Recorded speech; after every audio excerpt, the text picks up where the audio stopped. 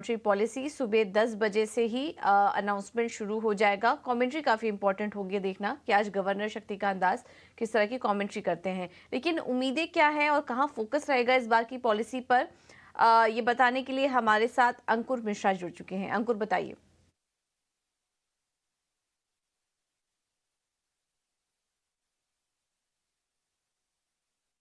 और सबकी जो निगाहें रहेंगी वो रहेंगी कि जीडीपी ग्रोथ टारगेट के रिवीजन में होता है या नहीं, या फिर जो इन्फ्लेशन का टारगेट है वहां पर कोई रिवीजन है।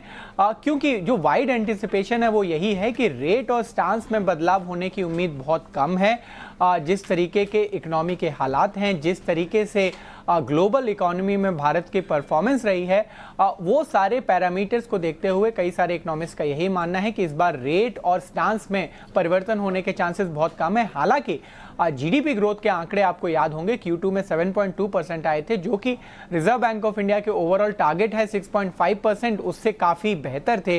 तो जो कयास हैं वो यही लगाए जा रहे हैं कि जीडीपी ग्रोथ में रिवीजन हो सकता है। साथ ही साथ इन्फ्लेशन का जो टारगेट है उस पर भी नजर रहेगी कि वहां पे भी कोई परिवर्तन होता है या नहीं, क्योंकि अक्टूबर महीने के जो आंकड़े थे वो 4.87% थे।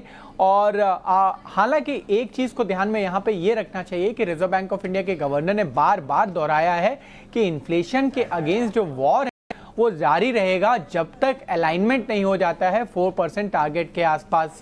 तो देखने वाली बात होगी किस तरीके की कमेंट्री रहती है reserve bank of India governor की सीपीआई पर, वेजिटेबल प्राइसेस पे, और साथ ही साथ जो अनसिक्योर्ड लोन पोर्शन पर रिजर्व बैंक ऑफ इंडिया का डायरेक्शन आया है उसके बाद कैसी कमेंट्री है, क्या कोई और नया डायरेक्शन आता है लेंडर्स के लिए।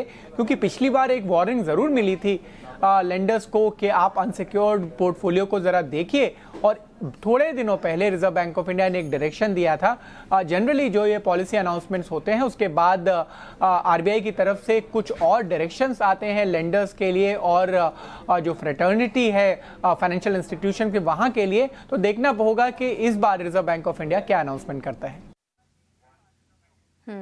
थैंक यू अंकुर, आपका ये सब अपडेट के लिए।